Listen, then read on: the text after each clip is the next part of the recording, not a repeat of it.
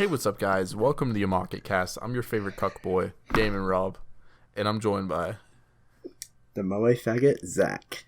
And today, we're talking about our 3x3s. So, me and Zach have some 3x3s here for you guys, and we're going to discuss each and every show on the 3x3 and why we think it deserves a spot on the 3x3.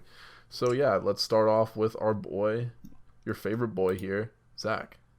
So before we get into this, I just want to mention that we totally did not rip this idea from the Pedantic Romantics podcast. I haven't seen this podcast, but I've seen it in my subscription feed. But yeah, totally not ripped off. Subscribe to Glass Reflection on YouTube. So to get a free Crunchyroll. Use code Basement. Use code Basement for a free 30-day Crunchyroll free trial. Okay, alright, so let's begin. So the first anime on my 3x3 list is motherfucking K-On! With starting out with that moe shit, starting out with those cute girls doing cute things, looking all adorable, playing light music, and drinking some fucking tea. This is the greatest anime of all time. If you deny that, you're wrong. Wait, if you deny... Yeah, okay. Half asleep there. It's 1 a.m. Forgive me. So K-On! Is great. K-On! Has the best characters in anime, has the best, visuals in anime, because a lot of people, they just think that visuals need to be pretty. Visuals need to be a lot more than pretty, my man. They need to tell a story, and that's what K-On! Does. Use its animation to tell its story. It's got beautiful characters. All the characters interact with each other. All the characters get better over time. The girls make each other better people. It's perfect. It's the best anime of all time. Cute girls doing cute things. Nothing's wrong with the show. A lot of people criticize K-On! For not having a story. And I gotta say, you're wrong. K-On! Has a narrative where the characters grow and shit like that. It doesn't need, some emotional arcs and things like that, because it's not that type of show. It's similar to how real people grow in real life and how real people affect each other. And that's just why K-On! Is the most perfect thing ever. If you haven't seen K-On! Like good old Game & Rob has, even though he has a K-On! Avatar on Discord for some weird reason, check out K-On! Rob, from what you've seen about K-On! Online, what have you heard? What do you think is the consensus of K-On! Of someone who hasn't seen it? People think it's the greatest thing ever, and also, from my knowledge, it looks like it's the if you like a cute girls doing cute girls show, that this is the first one you should watch, because it seems like it's the staple in that genre almost. Did you just say cute girls doing cute girls? No, cute girls doing cute things. Well, that's a different genre. I mean, yeah, I'm fine with cute girls doing cute girls, but that's definitely not K-On! I mean, you can probably find some K-On! Cute girls doing cute girls over on some different websites. Yeah. But if you're just into the normal shit, maybe a bit of that and hentai, but kiss anime is fine for just a normal K-On! Don't support piracy. Use code Basement for 30 days free Crunchyroll trial. So do you want to start with the first one on your 3x3? Do you just want to do yours first, or all of yours first, or do you want to do all, just alternate back and forth? Yeah, we can alternate back and forth. Alright. Number 1 for Game and Rabu's list is the Just a note, these aren't in order. I have an order. Chiroboko is my favorite anime of all time, and that's second to last on the list, so yeah, they're not in order. I'm just reading it off left to right, basically, from the top. If you see this on the screen or in the description below. So number 1 is The Wind Rises. Arguably one of the greatest anime films ever created. It was supposed to be Miyazaki's last film, and I thought it was a very fitting final film for him. But now it's not going to be. But yeah, Wind Rises is a beautiful masterpiece. I think everything good about Miyazaki is displayed in this film, essentially. Good storytelling, beautiful animation, beautiful soundtrack by Joe Hisashi. Everything good about Studio Ghibli is in this movie, and it's just perfection. So, and basically, the ending to this movie, when I first watched it, at that point, knowing that it was the last Miyazaki film, I did shed a tear. It's one of the things, one of the few media that's actually made me cry. So For something to do that, I think it deserves a spot on this list, because honestly, not very many anime has made me cry. Like, honestly, none, except for Wind Rises. And see, the thing I love about the Wind Rises, because I'll just talk about the Wind Rises now, because there's no point in me getting back to it when it comes up on my list. So Wind Rises is also on my 3x3. The reason why I love it so much is just how a lot of anime, like take Neon Genesis Evangelion for example, a lot of people, like, the whole point of that anime is trying to get your own interpretation. And I think with the Wind Rises, that's not the point of it. The point of it is that this is Miyazaki, and you can't understand the Wind Rises. You can't understand what it was going for, because, like, in the way that, like, why do the planes make noises that are muttered by humans? That's so, like, anti-Miyazaki. His thing is, like, it's all perfect, and that's not really what this film is. The way it features, like, computer-heavy backgrounds and things like that. And I think it's very much, like, a lot of people get interpretations of how Miyazaki's art was presented and how he made this anime thing what was so beautiful at the start, and then bombing Pearl Harbor was Moe or some shit like that. I've seen some really like weird interpretations, but I think it's something that you're never really supposed to get your own interpretation of. It's something that's so personal to one person. Even though, weirdly enough, I find it weird how Miyazaki just changed this real life person. Was just like, fuck it, this is now about me. But in that way, it's sort of beautiful on how you're not meant to come up with your own. Like, feel free to do whatever you want, but like, you're not really. The film isn't really made for you to come up with your own viewpoints on things. It's made for you to experience getting inside this person's head. Someone who has just so many, like, things out there of you getting inside his head, but this is, like, his true goodbye. Even though he's making several... Wait, is this new film meant to be his last film or not? I have no fucking clue. Okay. I think it probably will be, like, I don't know, like, I've seen many websites saying that this, like, or interviews or whatever, but who knows what's real and what isn't real through mistranslations and translations, but yeah, it probably will be. Yeah, okay, so whatever the case, I just feel like The Wind Rises is just such a... It just perfectly sums up someone without summing them up at all, if that makes more sense. And it's just... So what you're saying, he made this movie for himself, and it's more like about him than for... It's more for him than anyone else. That's what I feel, yeah. It's not really... I can see that. Like where Ava was, like the ending of Ava was made for you to get your own interpretation and interpret it as will, and Ava is whatever you want Ava to be. That's not what I feel The Wind Rises is. Even though The Wind Rises can be interpreted in many different ways, I don't think it's made for you to get your own interpretation and what that means to you.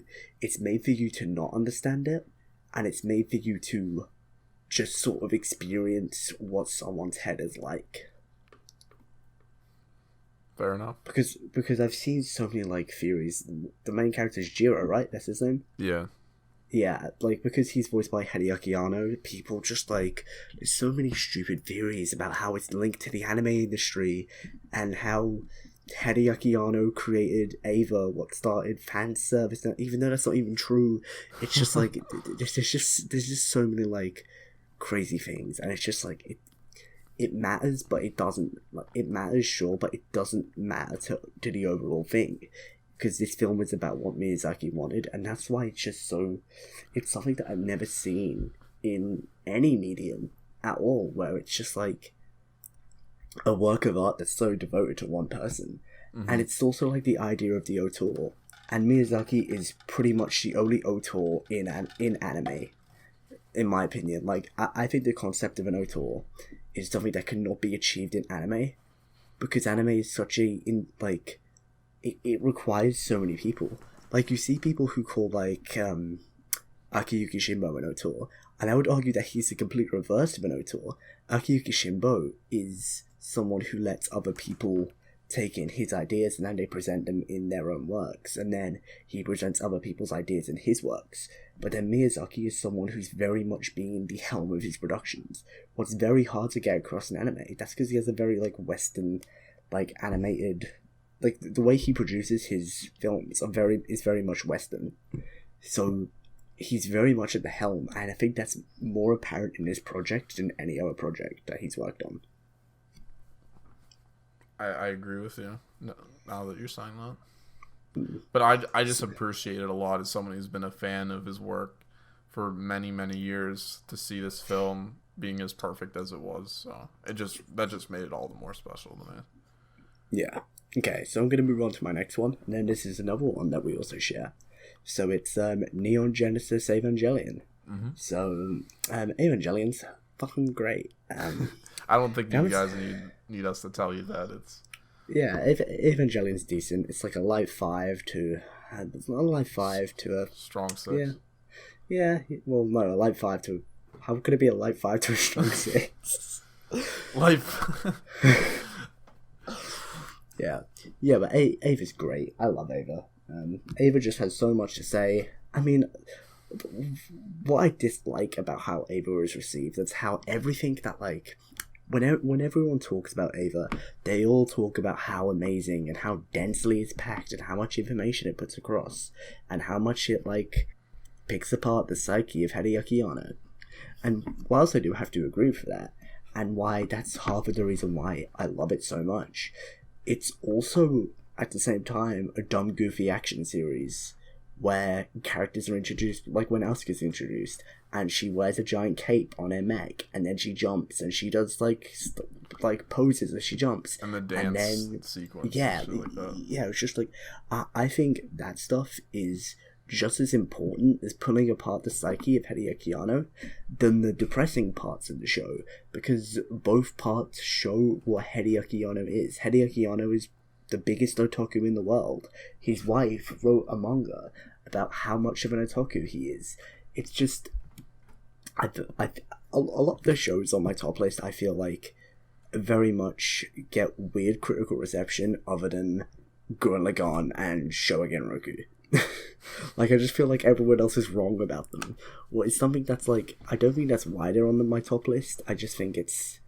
I seem to look at things different than the way other people look at them. Like, I look at weird different values.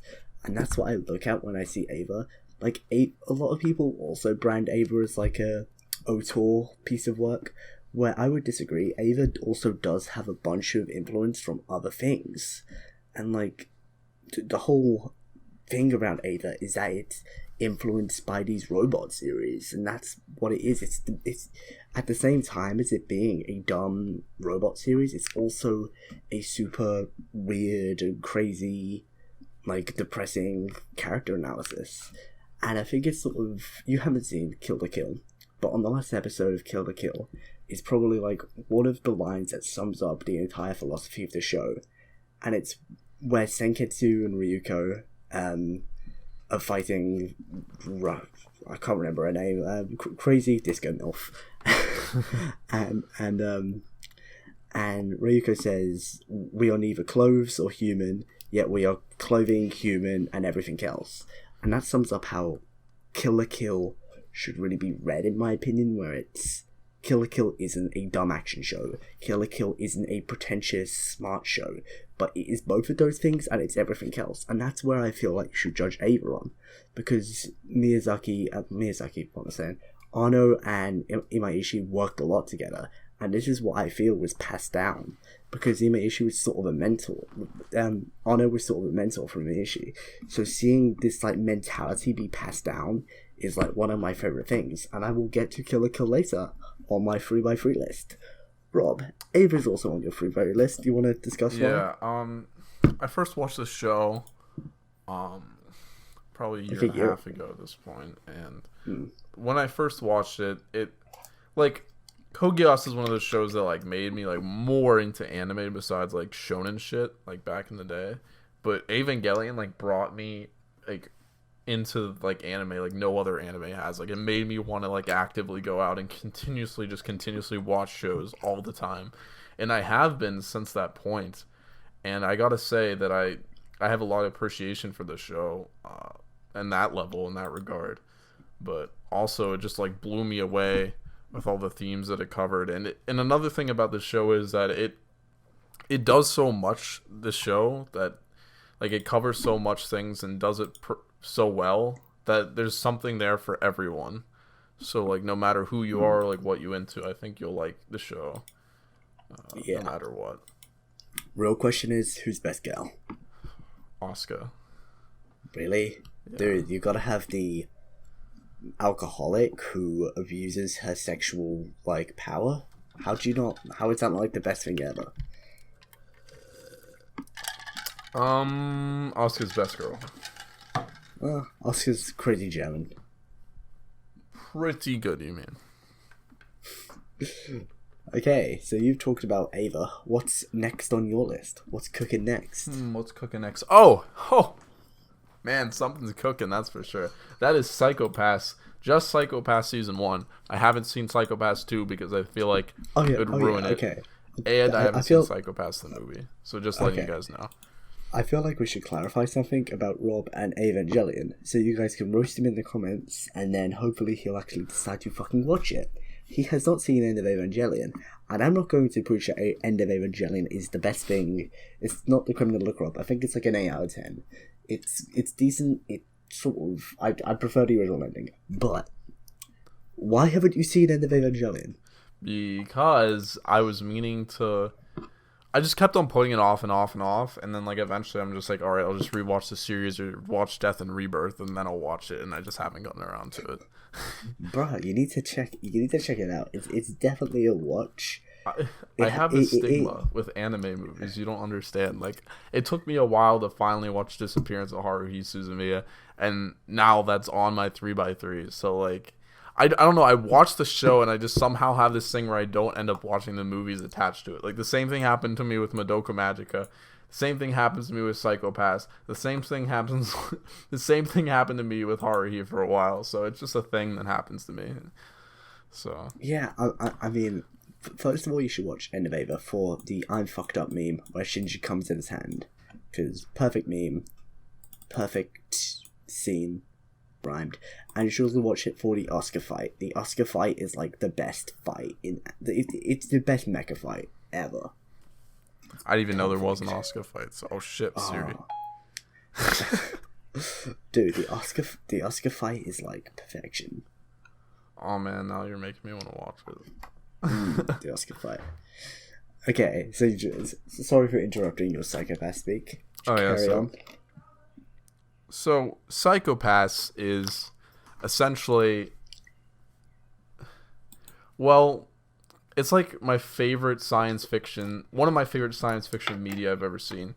And the reason for this is because it's just so cool. I think that's just the best way to describe it. Like, the Dominators, the urban setting, the dark urban setting, I guess you could say. The villain and his ideologies are just...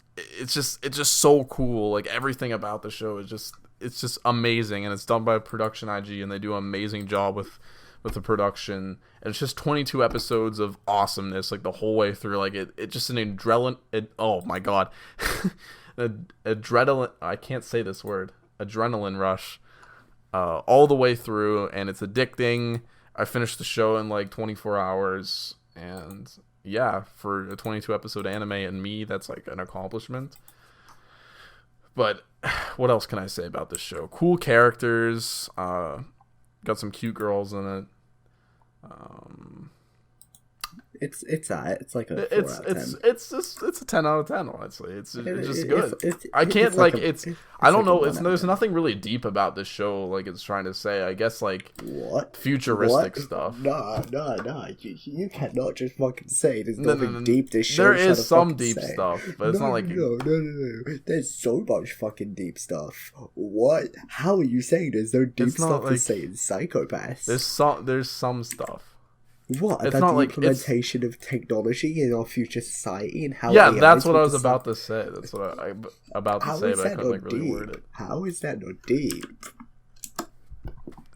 Bruh, did you just say that? Psychopath is like... the whole point, the whole appeal of that show is the moral questions it deals with.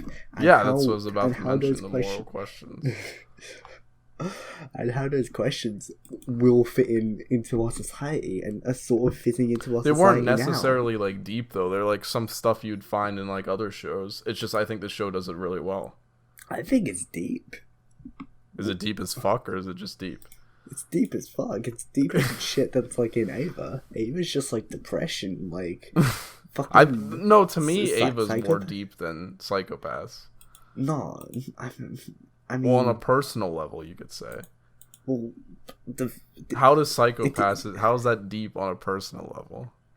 It's personal to literally everyone who watches it. I mean, fucking stuff like self-driving cars in a few years. They need to have algorithms that decide if there's a child in the street. Does it throw the car into a river or does it run over the child? And shit like that. There's a thing. It's talking about those driving cars. I wish they would have explored like more of the technology. I wish they had more time to like explore, like see more about this world that we haven't seen. Like, because clearly, like the technology in this world was so advanced, and there's probably more of it that was in this world that they just never showed if they would have had more time.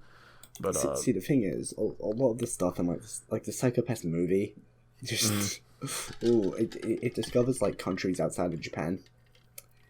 And really? It's just like, oh, glorious Nippon. It's all glorious Nippon. But like, yeah, I mean, one of my favorite parts of the show is in episode 2 where the technology is like elaborated on more. While like you see like Akane go through like her daily routine and how the technology assists her.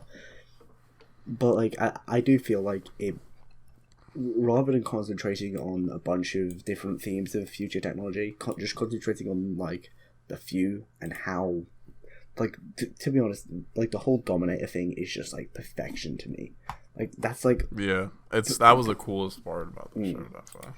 Also, really cool thing. I went to MCM Expo, what's like a London comic book convention, last weekend, and I saw a life-size replica of the Dominator. Even if you're on YouTube, I will put like a clip of this in.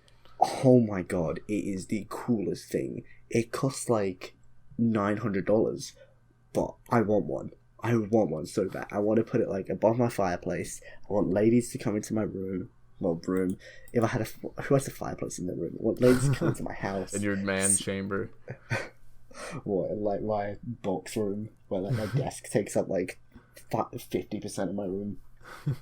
Yeah, I want ladies to come into my room and just be like, yo, check this out. Like, that will get all the ladies. Oh my gosh. Yeah, what else about Psychopaths? It's just cool as fuck. It's the best. Will you ever watch the second season? No, I won't. Why not? Because I hear it's trash. I mean, and it ended perfectly. I don't think it needed any, like, at the end it opened it up for a sequel. Like, I fully realized that, but I just don't feel like there's a need to watch the second season if it's not as good. And I got what I wanted out of the series in the first season. So what's the point? Gotta get an opinion on it, I guess. And yeah, Akane, best girl. She's cute. What else? I mean, the opening. Cause I feel. Come on, guys. Let's be real. That's awesome. What about the first opening by like the Tokyo? Also good, yeah. Everything's good about Psychopaths. That's why it's a 10. Is it a 10 though? Yeah. Nice. Okay. I say so. All right, your turn. Now we've got to talk about fucking Tengen Toppa Gurren Lagann, a show that you also haven't seen because you're crazy, and it's probably the best anime of all time. Said that about K-On!, but Gurren Lagann and K-On! Are about equal in where it stands on best anime of all time. Gurren Lagann's cool as fuck. It's got fucking Kamina, who's badass as shit. It's got Simone, who's pussy boy. And they're chill as fuck underground. Kamina's like, yo, let's go above ground. And then shit goes insane. It just turns into the best anime ever. The way that all the themes wind into each other. Just give me more of that. if you haven't seen it, watch Best Guys Ever's video on it. It's basically like the most perfect analysis video. But going like on, everything about it is just like better than any other show and how it combines into each other. So like where K-On! Does a select few things and it does them perfectly, Gurren Lagann does everything perfectly, but I just think what K-On! Does is like perfectly is more valuable to me. But like Gurren Lagann, its character designs and the way they flow off of each other is perfect. The way its music ties into the story is perfect. Because a lot of my criticism with how anime is criticized is that a lot of people seem to look at everything separate. So if you go onto like review, like write a review on Null, you'll see that like it says like, let's see if I can find the specific categories. How the hell do you write a review on Null? Reviews, write a review. So it has story, art, sound, character, enjoyment, and overall. And people rate these individually, and then they see how that will go into an overall score. But I technically don't think that is a bad idea. You see people like Digibro who say, oh, this is not how it should be judged. I sort of think it should be judged, but the way that I think it should be how it matters to each show. So I'm not going to look at something like, let's say, Inferno Cop, and judge the art, and just be like, oh, that's a 2 out of 10. The show is awful, because the art is the joke in Inferno Cop. And there are several different things that matter in the story. So you could say that the art in Your Name was the best thing ever, but then the character designs in Your Name are quite boring. Tucky just looks like a Walmart Kazuma from Konosuba. So I think it's interesting to see how anime is criticized and see how... I just went on a huge tangent. But yeah, Gurren Lagann, great show. Great characters, great story. Perfect. Just perfect in every We way. might have a thing on our channel about Gurren Lagann soon. Like almost a whole series, I guess you could say, that's separated from the podcast. Because you need to watch that show. Yeah, we'll talk about that another day. So next on my list, gotta say Kekai Sensen, the best of 2015, god tier show. 2015 was like sort of a trash year though. Yeah, it's definitely the best. So what I like about Kekai Sensen,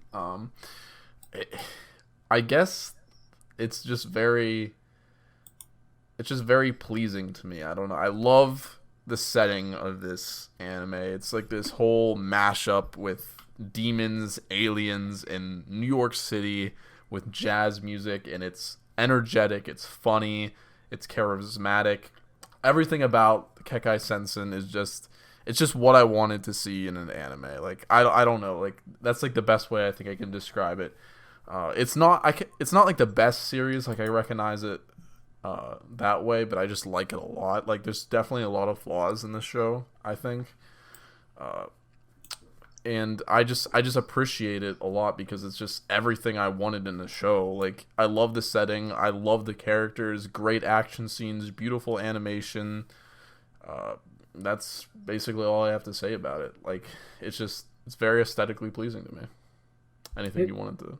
It's pretty fucking decent. I'd give it like a high 8, a low 9. Loved it first time I watched it, and then slowly start to think about it as it like slowly starts to sink in.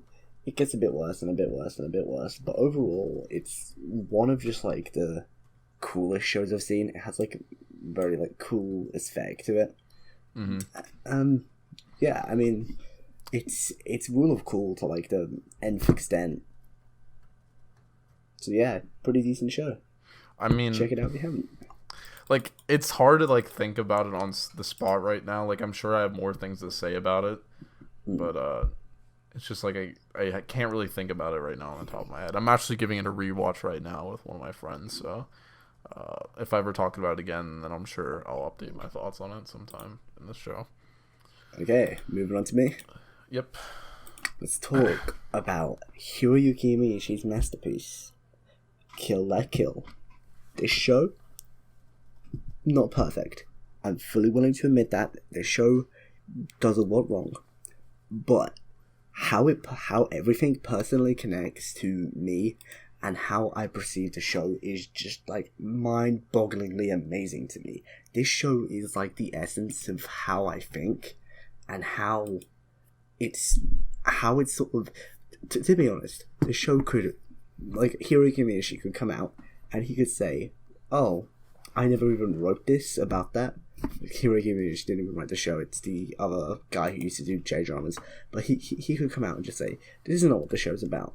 And I would be like, "Fuck you, no, this is what it's about." Because this show, like, means a lot to me in the way that I perceived a lot of the show of how, like I was talking about Evangelion, how things are criticized and how people have their own feelings and how everything is different from other people's perspectives. And you can see this from the shift in the villains, from it being like the Elite Four to the halfway through the show where it shifts and then the Elite Four are on the side of Ryuko, and then it turns into Ryuko and Satsuki's mum. Huge spoilers for Rob, who hasn't fucking seen this show yet. And for everyone. Well, just don't consume media if you don't want to get spoiled. Just don't watch podcasts. What? How old is the show now? 3 years old. Why haven't you seen Kill la Kill yet? It's one of the most popular. I've seen it, just I haven't finished it. I don't know why. How disgusting. Disgusting of you. You should watch it 5 times by now. Oh yeah, I'm on it. But oh my god, it's so hot. It's so hot. And I can't open windows because bugs will come in my room because of my monitor on. And I don't have air conditioning. And I can't turn on a fan because we're recording. I'm just casually dying whilst making a podcast. We're about halfway done, maybe. What are we on? We've done like what, 4? I'm on my halfway point. Yeah, same. We've both done Evangelion, so that's like at the bottom of mine. And then I've done 3 at the top, so like we're about half. Okay, Kill la Kill, great anime. The way the themes are just so. The way they're put across to me and how it deals with so many themes, whilst like all of them just sort of hitting me in personal spots, it's just a masterpiece in that way. Masterpiece. Okay. Brilliant. Masterpiece. Okay, my turn. Genshiken. I haven't watched the show in forever, so I'm probably not gonna have that much to say on it, because like all I know, I love the characters in this show, and I love the whole like message it has about like otakus and stuff in the show.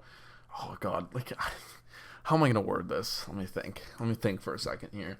I haven't this show I watched like good 3 or 4 years ago. I was probably a freshman in high school when I watched it, and it was pretty good. And this show is definitely like the one that'll probably leave this list in like 6 months, because I have to give it a rewatch, and I probably won't like it as much as I did back then.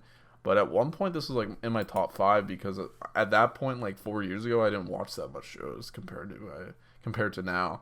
So, yeah, this show is strictly on this list because I remember all the characters. I've seen clips on YouTube of some of my favorite scenes lately. Good opening in ED. The production value of the show definitely does look like a 2000s, like early 2000s anime production, even though it's probably like mid 2000s. When did it even come out? I think in 2005 or 2006. I haven't fucking seen this shit. Yeah, Zach's never seen Genshiken. This is actually like the only thing other than like Fate Zero that he hasn't seen. I dropped Fate Zero. I just haven't even given Genshiken a shot yet. Everything on your list I've seen other than Genshiken. I'd say I've seen Fate Zero and just didn't care for it. I remember loving Genshiken a lot. Like, there's some episodes that like there's some episodes in the show that like I was like not that interested in. Like a lot of the cosplaying episodes I didn't care for, I remember. But I remember the Gunpla episode was hilarious, and just the amount of references in the show, I really enjoyed it. It's very meta, obviously, because it's about otakus, like this group of people living in this, or going to college, and they all like meet each other through this club. And it kind of reminded me like of stuff that I did in high school, of like when I did stuff in clubs and made friends through clubs and like you start getting closer to people, and it definitely shows that in this show. Like one of the girls that's in the club is strictly in the club because her boyfriend's in it, and like she starts to get closer to these people in the club through the club, even though she was uninterested in the subject matter. And I thought that was very relatable. So yeah, cool story. Genjiken's good. Probably gonna leave the list soon though. Sounds cutie AF. Yeah. Now let's talk about, this is a recent one. A lot of you fucking normies who don't live in places with actual theatres that show shit early and film festivals that show shit like 6 months before. Oh, by the way, please don't spoil this show or this movie. Okay, well, that's good. Well, I'm fucked then, because I was going to spoil the shit out of it. And it's A Silent Voice. Because I think a lot of people honestly haven't seen this movie. That's true. Okay, if you haven't seen this film yet, check it out. It's on every single like illegal pirating site. If you want to support it, and you're in the UK, buy it on like iTunes or Google Play or something. I really think you should support all the animes releasing this film, because I'm usually not one of those people who gives a fuck about supporting like Western distributors. Even though like I own Blu-rays, I more own them because I want to own that thing rather than supporting the anime industry, because like buying shit from the UK doesn't really do much. But what all the anime are doing here on how they released this film with a digital download basically days after it came out in Japan is just so crazy to me. And how they managed to do this when the US haven't even got a licensor yet, it's just so it's above and beyond what they need to do. And if they do every single film like this, it would be crazy, because it just opens so many more boundaries for getting stuff.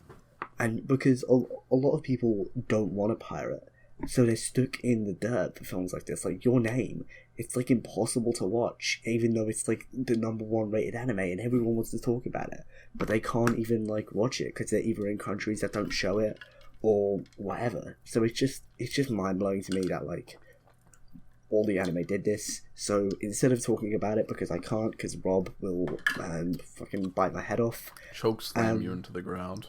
Yeah, I'm both saying watch this amazing movie, and if you want to support it, if you want to see more shit released with official subs days after it gets released on Blu-ray in Japan, support it. We'll get this more often if they get money for this. So that's all I gotta say about Your Name. I will Your Name. Fuck, no, I hate Your Name. It's 2 a.m. I'm very hot. This is all I gotta say about Silent Voice. Please fucking watch it for your own good. It's a lot better than the manga. If I'm probably gonna get shit for that, I always get shit for saying that. It's better than the manga. Fuck you, fight me. Okay, go on to your next one. Code Geass. Oh no! Oh no! Oh no! Zach hates Code Geass. I don't hate it. I just cannot understand why it's a 10 for you. Okay, like, this is my favorite anime of all time, even though it definitely does have flaws. I will understand that. I do understand that completely, that it has a lot of flaws in it, especially writing flaws. But like, the reason why I love this show so much, though, it's just bad, though. Let me explain. This show is like means so much to me. I remember watching this show. I was like, damn, this is what anime is, man. This is Naruto. This fucking Thomas the Tank Engine means a lot to me. It's not my fucking 3x3. No, it doesn't. Code Geass means a lot to me. It's just it means a lot to me. It has a special place in my heart, and I love the characters. You know, Lelouch is cool. Suzaku, man. Shirley is cute. Oh, Shirley. C2 is best girl. Best thing about that show. I'll respect that. C2 is best girl. The best thing about that show is C2 is fine. The reason thick, I watch, man, thick. The reason I will watch season 3 is for her. Everything else about that show, other than the first episode. First episode is decent as fuck. Everything else about that show is just like one of the most like, just it's just sort of like a train wreck, just watching, and it's just like piling up and piling up and piling up, and everything about it, it's just like the most edgy shit. It's just so, it's like edgy and I like Tokyo Ghoul. Not even gonna lie, it's on like the same level as like Elfen. It is. It's edgier than Tokyo Ghoul. No. It has a lot of lighthearted moments in Code Geass. Sure, There's way more lighthearted moments in Code Geass. Sure, I get that it's lighthearted and shit, but like Tokyo Ghoul is like emo 95% of the time. Sure, but then Code Geass is like Tokyo Ghoul, like you're numb to its edginess at like the start, but then Code Geass is constantly trying to up its edginess and up its edginess. Like Tokyo Ghoul is sort of like Elfen Lied, where it just sort of Code Geass is like Elfen Lied, where it has its edgy opening. It starts out with edgy shit and it's cool as fuck. Have you seen Elfen Lied? No. Okay, so it starts out with this scene. This girl's like naked, running through like whole she's like mind controlling people. There's like tons of fucking blood. It's cool as shit. That scene in Elfen Lied is badass as fuck. And then like 6 episodes later, they've run out of edgy shit, so they end up cutting a little girl's arms and legs off and just watching her like die. Wow. That's what Code Geass does for me. It's constantly trying to up its edginess, and none of it is. It's just funny. It's just stupid and funny, and it's just none of it actually has any emotional resonance with me, and it's all just dumb. And I get that Code Geass is a dumb show. The point of it is that it's a dumb show. But when it's not trying to be a dumb show, it's still dumb. If you want to make a dumb piece of media, you have to make it so it's either always dumb or you can control the dumbness. Like something like Cabanero the Iron Fortress, where everything is just dumb and everything is meant to be dumb. Code Geass doesn't do that. Code Geass tries to have serious character moments, and they just don't work. I can never take Code Geass seriously at all. It's all just stupid. None of it matters to me. I definitely do enjoy it like in a different level than you, because I don't know. I just find it's a rather enjoyable series. It has a thrilling moments. It has good characters. What likable characters. Code Geass was thrilling? What would you say Code Geass was thrilling? Like it I don't know. Like there's a lot of cliffhangers, and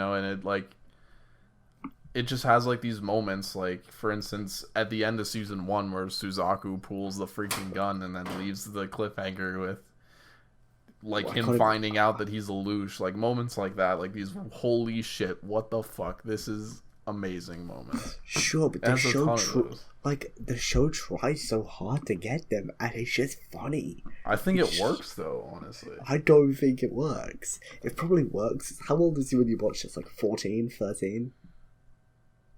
16, 17. Oh, yeah, 16. I was 16 last time I watched. Okay, well, I don't want to make fun of 16-year-old Rob, because that was just like 2 years ago.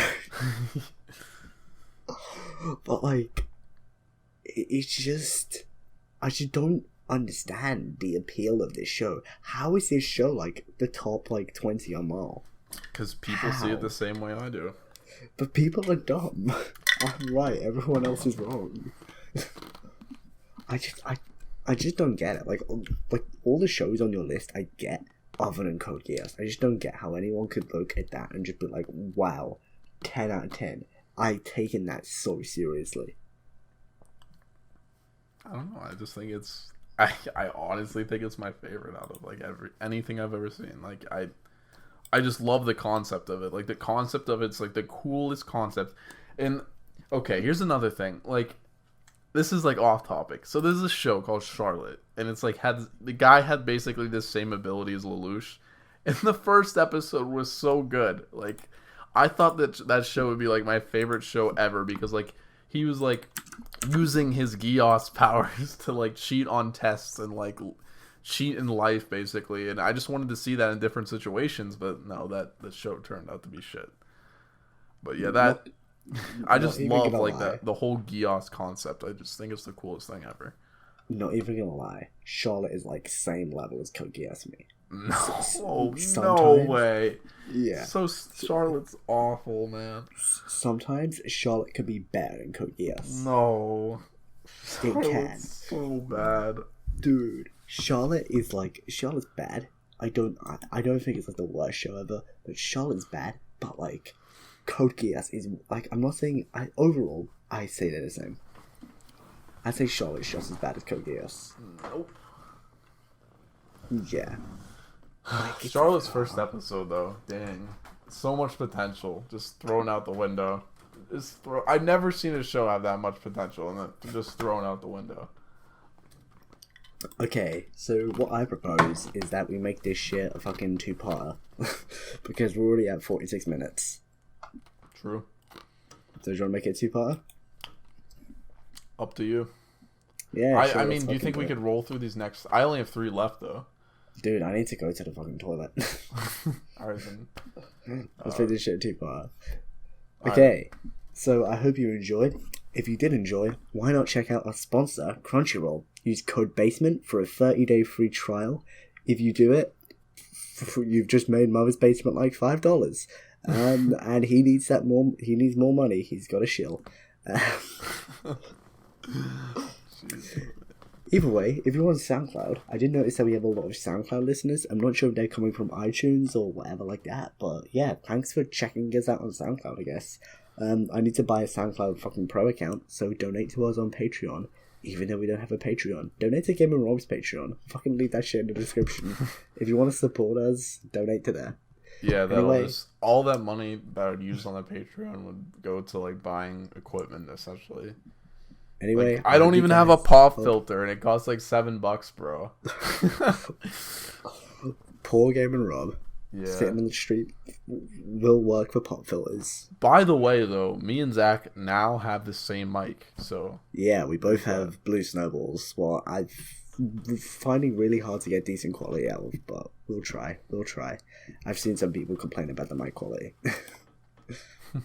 More on my end, though, but now that's fixed. But anyways, thanks for watching part 1 of the 3x3 podcast. Stay tuned next time when we talk about more anime. And argue less, most likely. You got Fate Zero, but I don't have zero passion for Fate Zero. Yeah, probably argue less. Bye. Bye.